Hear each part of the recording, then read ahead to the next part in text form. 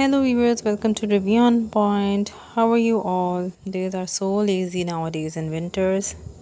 मेरे साथ तो यही सीन है, आप लोग को कैसा लग रहा है? तो जनाब 2-3 ड्रामे जमा हुए हुए हैं। जैसे कि मैंने कहा कि आजकल बहुत लेज़ी सीन चल रहा है, तो इस वजह से ड्रामों का रिव्यू भी थोड़ा सा डिले चला जाता है।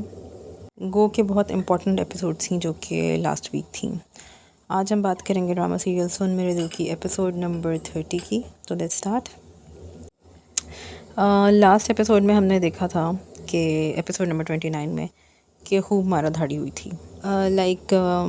सदफ ने रेड हैंडेड पकड़ लिया था, क्या कहते हैं उसके हस्बैंड का क्या नाम था, अमार को। और अमार जो है वो दानिया के पास बैठा हुआ था। दानिया उसे अपने हाथ से खाना खिला रही थी। सदफ आती है, उसको बालों से पकड़ती है और उसको थप्पड़ लगाती है। वो जाके गिरती है, दानिया दूर उठती है।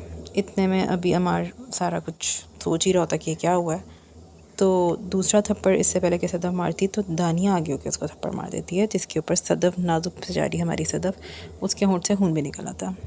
एनीवे ये हाईलाइट थी पिछली एपिसोड्स की। और 28 एपिसोड के स्टार्ट में भी जो सीन था सदफ का, जहाँ पर वो क्विट कर देती है सारा कुछ कि मैं अपने हस्बैंड को छोड़ के नहीं जाऊँगी अपनी माँ की ख़राब नसीहतों को सुन के।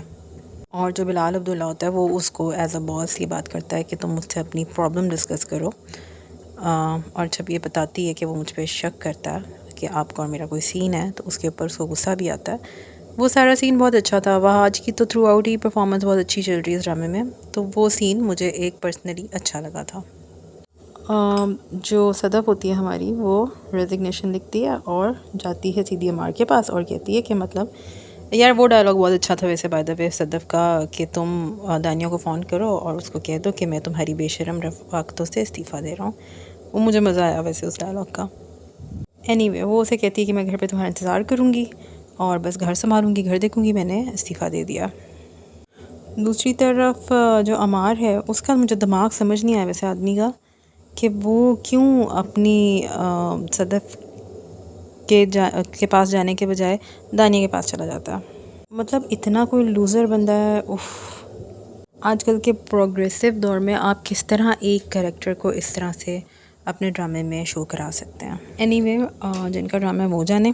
दूसरी बात ये कि सदफ जो है जाते जाते ये कह के जाती है मार को कि तुमने मुझे दुख दिए तो मैं रोई नहीं, मैं डरती थी कि मैं रोऊंगी तो तुम मेरे आंसुओं में डूब जाओगे।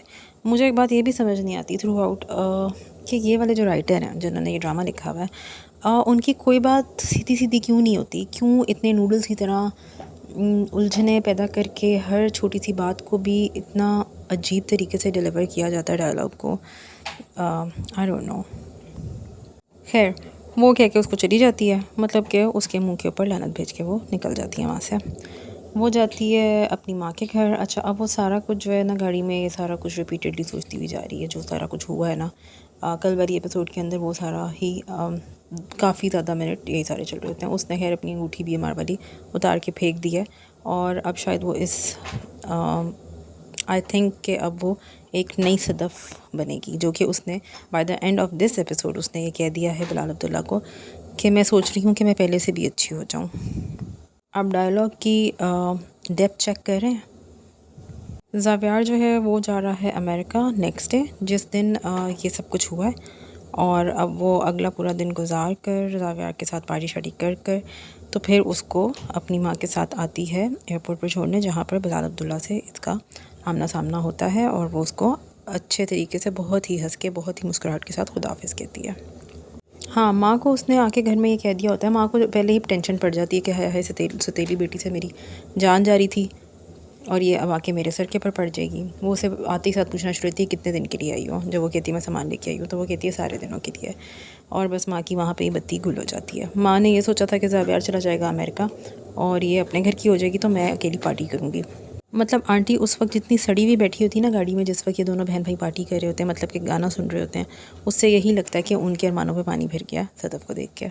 एनीवे लॉन्ग स्टोरी शॉर्ट कि सदफ जो है वो अब अमार को छोड़ आई है और अपनी माँ को भी उसने बता दिया है कि मैं वापस नहीं जाऊँगी, अमार मेरा नहीं रहा, दिस एंड दैट। अब वो जिस तरह गोल मोल करके खलीलुर रहमान कमर जो हैं लिखते हैं उसका जो साफ साफ मतलब है वो मैं अपने रिव्यू के अंदर आपको उस तरह से बता रही हूँ। और वो अब चिल माहौल में है लड़की, जो कि अमार जैसे लूज़र को छोड़कर आ गई है। अमार जो है उसको अब लग पते गए हैं। मुझे समझ नहीं आती कि ये बंदा इधर बीच में बैठ के वॉशरूम में जाके क्यों नहीं मुँह हाथ धोता। एनीवे, दानिया की वही साइकोटिक बातें कि अच्छा हाँ तुम जाओ, तुम मुझसे मिलने जा रहे हो, यानी कि तुम तड़प रहे हो, ब्ला ब्ला ब्ला ब्ला, फजूल फजूल फजूल बकवास, पता नहीं क्या क्या सब कुछ, ये सब कुछ उसने बोला। और उसने कहा कि हाँ हाँ तुम जाओ, वरना वो तुम्हें छोड़ के चली जाएगी। अमार द लूज़र जब अपने घर पहुंचता है तो जो केसरी होती है इनकी हाउस हेल्प, वो भी छोड़ के जा रही होती है और उसके हाथ में चाबियां पकड़ाती है। और अमार जो है वहाँ पे ढह सा जाता है। उसको पता चल जाता है कि सदफ़ तो मुझे टाटा बाय बाय करके चली गई।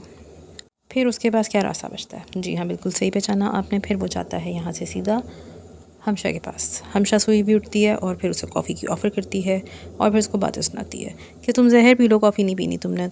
मगर अब तो ये भी चॉइस नहीं, क्योंकि वो तुम्हें छोड़ के चली गई है, अब तो वो वापस नहीं आएगी। वो भी इसी किस्म की गोलमोल सी बातें करती है। बहरहाल एंड में उसको यही सजेशन देती है कि भाई तुम जाओ और जाके माफ़ी मांगो। जब हमारे यहाँ बेटियों की शादी होती है तो वो माफ़ करना सीख लेती हैं। और खैर वो उसको ये भी कहती है, यू ब्लडी प्ले बॉय, एक से दिल भरेगा तो दूसरी के पास चले जाओगे, दिस एंड दैट, इस तरह की बातें वो उसे करती है। मगर एंड में उसे यही कहती है कि जा भाई तू जाके उसको मना ले, अपनी बीवी को, वो मान जाएगी। इसके अलावा एक इम्पॉर्टेंट सीन था बिलाल अब्दुल्ला और हमशा के बीच में, जहाँ पर बिलाल अब्दुल्ला जो है वो कर रहा होता है ड्रिंक और उसके बाद वो एंड में उससे पूछता है कि भाई तुम जिससे मोहब्बत करती हो मुझे बताओ कितने पैसे तुम्हें चाहिए, मैं पैसे देता हूँ तुम्हें, तुम उसको ख़रीद लो जो तुमसे मोहब्बत नहीं कर रहा, दिस एंड दैट, पता नहीं क्या क्या। मतलब बहुत ही ना, इतने दिन बाद मैं रिव्यू जब करती हूँ ना तो मुझे कुछ समझ में भी नहीं आ रहा होता, इतनी गोलमोल सी बातें होती हैं। कुछ इंटरेस्टिंग रहा ही नहीं है इस ड्रामे में। मुझे नहीं पता कि वो पॉइंट कब आएगा जब ये ड्रामा इंटरेस्टिंग लगेगा। अब आप लोग ये कहेंगे कि इंटरेस्टिंग नहीं लग रहा तो देख क्यों रही हो? इसलिए देख रही हूँ, इसी उम्मीद पे देख रही हूँ कि वहाँ जो है तो मे बी कुछ बेटर हो जाए ड्रामा। मेरा फेवरेट एक्टर है वो, और जहाँ जहाँ उसके सीन आते हैं मैं बहुत इन्जॉय करती हूँ। सिर्फ इस सीन के जहाँ पर वो ड्रिंक करके हमशा के पास आके बातें कर रहा होता है, वहाँ पर वो मुझे बिल्कुल अच्छा नहीं लगा। खैर हमशा उसको कहती है कि बिलाल अब्दुल्ला है वो जिसे मैं पसंद करती हूँ, लेकिन बिलाल अब्दुल्ला जो है वो उसको मजाक में डाल देता है और कहता है यू आर सो फ़नी। अच्छी चीज़ ये हुई थी इस सीन के बाद कि जब वो जाने लगती है वहाँ से तो बिलाल उसको रोकता है और उसे बोलता है कि क्या उन दोनों के बीच में वाकई ही मैं वजह हूँ, जिसके ऊपर हमशा उसको सारी इची बिची बता देती है कि नहीं जनाब आप वजह नहीं है, दानिया है वजह। तो ये मैंने टोटल 3 एपिसोड्स का रिकैप आप लोग को दे दिया है। आप लोग ये ड्रामा देख रहे हैं, आप लोग को कैसा लग रहा है? आप एंजॉय कर रहे हैं या सिर्फ रोस्टिंग के पॉइंट ऑफ व्यू से ही देख रहे हैं, या टाइम पास के लिए देख रहे हैं, या जेन्युइनली पसंद आ रहा है? Till then you guys take care, subscribe the channel, share the video, like the video, thank you.